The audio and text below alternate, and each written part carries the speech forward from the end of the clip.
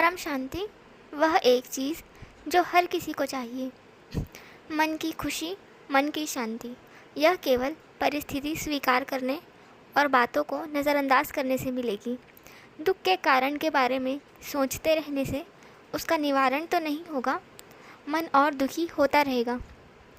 जीवन में आई हुई हर परिस्थिति आपके ही पूर्व कर्म है, उसे साक्षी भाव रखकर स्वीकार करें और परमात्मा चिंतन करें। अपने नित्य कर्म करते रहें जो इस जीवन में रहने के लिए ज़रूरी है। अन्य कोई इच्छा, कामना, मोह ना रखें, इससे आपका मन शांत होगा। और कोई इच्छा, कामना, मोह नहीं रखने से नया कर्म नहीं बनेगा, जिसे भोगने के लिए दोबारा धरती पर जन्म नहीं लेना पड़ेगा, मोक्ष मिल जाएगा। और अभी जो परिस्थितियाँ, दुख, सुख आ रहे हैं, वह आपके पूर्व कर्म कट रहे हैं।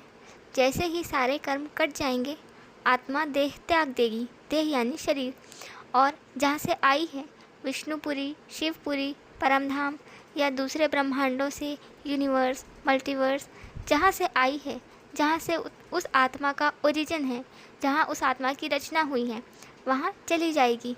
इस धरती लोक से, जन्म मृत्यु के चक्र, स्वर्ग नर्क से सदा के लिए मुक्ति।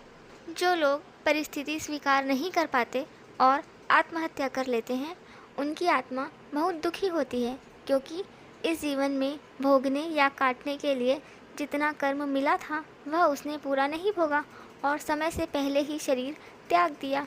तो ना ही उसकी आत्मा ऊपर के लोकों में जाती है, ना ही नया जन्म मिलता है, सूक्ष्म रूप में ही भटकती रहती है। आत्मा की सद्गति केवल ज्ञान से ही हो सकती है, क्योंकि अज्ञानता में मनुष्य जो पूरे जीवन में कर्म करता है, वही कर्म और संस्कार उस आत्मा के साथ जाते हैं, उसके आगे की यात्रा तय करते हैं। हमारी आत्मा अनंत जन्मों से, अनंत समय से यात्रा कर रही है। हमने जो जो कर्म किए हैं, उन कर्मों को भोगने या काटने के लिए अनेक जन्मों में चरित्र अभिनय करके उस कर्मों को काट रही है।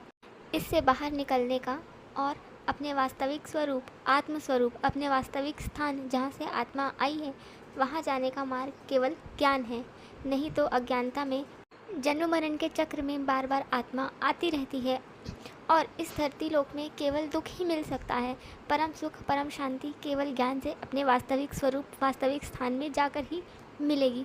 परम शांति, परम ज्ञान, बेहद के दादाजी हमारे गुरु जी से परम शांति।